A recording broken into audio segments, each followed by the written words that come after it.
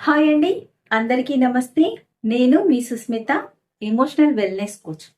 ఈరోజు మనం మన మనసు లోపల చాలా నిశ్శబ్దంగా దాగి ఉన్న ఒక ముఖ్యమైన అంశం గురించి మాట్లాడుకుందాం. అదే ఆత్మగౌరవం, సెల్ఫ్ రెస్పెక్ట్. ఇది మన జీవితాన్ని ఎలా ప్రభావితం చేస్తుందో తెలుసా? మనల్ని ఎలా చూస్తామో మిగతా వాళ్ళు అలాగే చూస్తారు. కానీ కొంతమంది తల్లిదండ్రులు ఒక ఏజ్ వచ్చిన తర్వాత తమ విలువలని మర్చిపోతారు.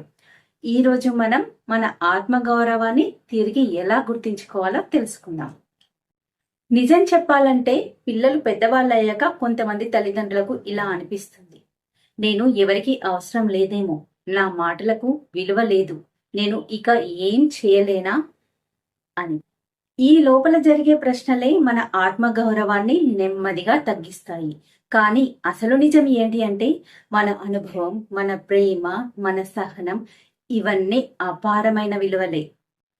ప్రతిరోజు అద్దం ముందు నిలబడి ఒక మాట చెప్పండి: నాకు వాల్యూ ఉంది, నా జీవితం కూడా ఒక పక్కా గమ్యాన్ని కలిగి ఉంది. చిన్న పనికి కూడా గర్వపడండి. అది ఇంటిని శుభ్రం చేయటం కావచ్చు, లేదా మొక్కలకి నీళ్లు పట్టడం కావచ్చు. ఇది చిన్న పనిని పూర్తి చేయటం చిన్నవిగా కనిపించవచ్చు, కానీ అవి ఆత్మగౌరవానికి బలమైన మెట్టు. మీకు నచ్చిన ఒక పని తప్పకుండా చేయండి.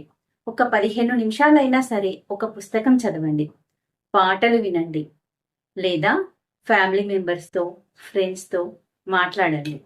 మీకోసం మీరు బతకాలి. ఎక్స్పెక్టేషన్స్ పెట్టుకోకండి. ఇతరుల అంచనాల కోసం కాకుండా మీ సంతృప్తి కోసం మీరు బతకండి.